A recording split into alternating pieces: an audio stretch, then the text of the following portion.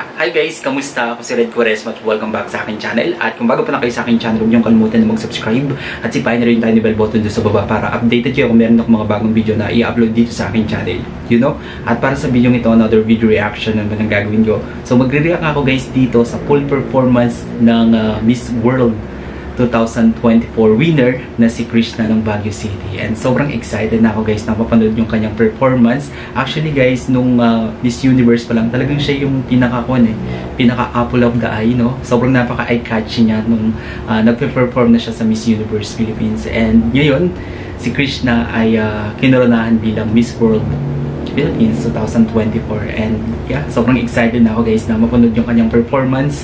Kaya samahan niyo ako na mag-react dito. At yeah, mag-umpisa tayo. Without further ado, let's begin in 1, 2, 3, go! So ito na guys, ipi-play ko na siya. Sobrang excited na ako na mapanood tong performance ni Krishna. Okay? Congratulations Krishna. Sobrang proud kami sa'yo. Okay, bilang tayo ng 3, 2, 1, go! So here we go. Krishna Marie Ganda niya, no? Baguio City! Miss Baguio City, Miss Krishna Gravides. Content creator and specialist, and she's passionate about music and sustainable fashion. Grabe no, sobrang ganda niya, no? You're passionate about your pets. Can you tell us why you have 8 dogs? Parang 8 cats, no? Ano ba? I have 8 dogs actually. Wow. Because I grew up in a compassionate family. Alam niyo ba guys, nakita ko na sa personal si Krishna nung panagbenga. Grabe, sobrang ganda niya. Tapos morena beauty siya guys eh. Pero sobrang ganda ng looks niya, yung face card niya. Grabe, sobrang gandang-ganda ako sa kanya. Napaka-Pilipina ng kanyang beauty. Talagang head turner siya pag nakita niyo siya sa personal. Sobrang napaka-eye-catch niya.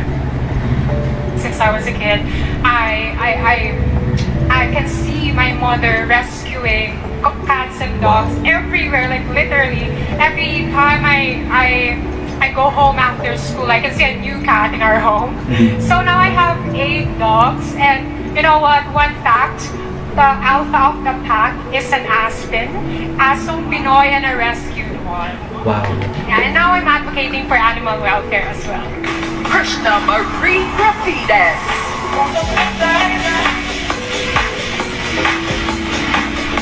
Grabe no? Sobrang sexy niya. Yung stage presence niya sobrang lakas din kasi.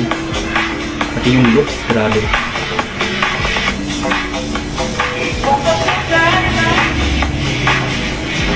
Ganda niya talaga, no? Bacolod City, Marianel Tan. Baguio City. So ito naman yung evening gown.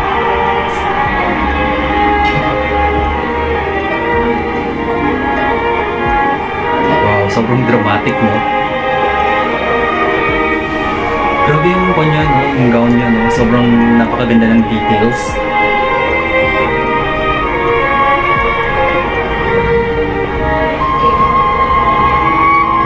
Wow. Sobrang napaka-dramatic. Ooh, ang fierce. Ang ganda ng emotions niya, no?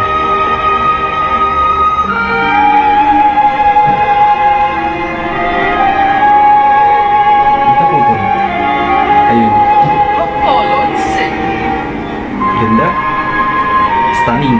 Baguio City! We're down to our last 2 finalists. Krishna Marie Gravides.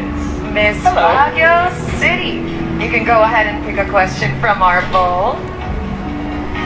Or shall I call you Maria Clara tonight? Your judge is Mr. World 2022, Kurt Bondan. Taga-Baguio din yan si Kurt. Hi. Hi. This is your question. Should inclusivity be a top priority among pageants? Yes or no? Explain your answer. Once again, should inclusivity be a top priority among pageants?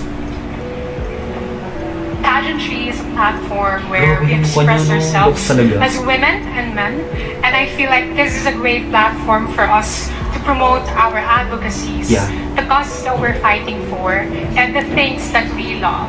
So I think that in a world where evolving, I think we as humans should evolve to. Oh my Thank you. god. Point out. Mic Our drop. Miss World Philippines 2024 is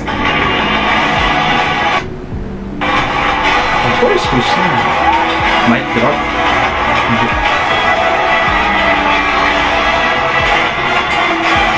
none other than Baguio. from Baguio City, Krishna Marie Cavines. Then, very deserving talaga. To crown our Miss World Philippines 2024 is Miss World 2024 Christina Pishkova. Miss World Philippines 2022 Gwendolyn Borneol. And Miss World Philippines National Director Arnold Vegafria.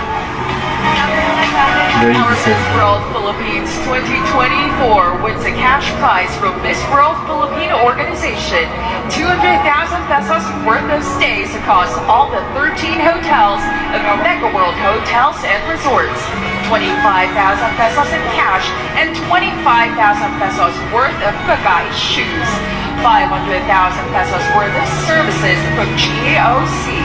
Happy Valencia Clinic and Daming CB price. Skin 2-year contract of 2 million pesos. Contract for Regal Films, ALB Talent Circuit, and ALB Films. A contract from Bench, 40 Care, and a scholarship grant from Temps International School. And 100,000 pesos worth of jewelry from Oro China.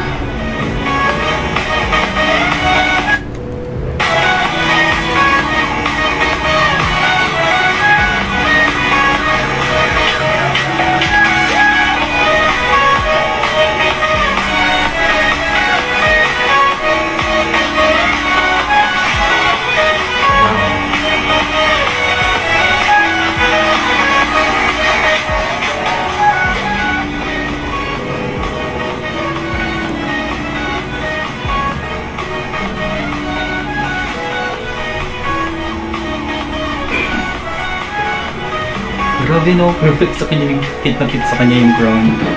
Si Jasmine Omay, our very own Jasmine Omay. Congratulations din. Actually, talagang silang dalawang, well, pwedeng-pwede talaga yun. But the stars aligned to Miss Baguio. Very deserving.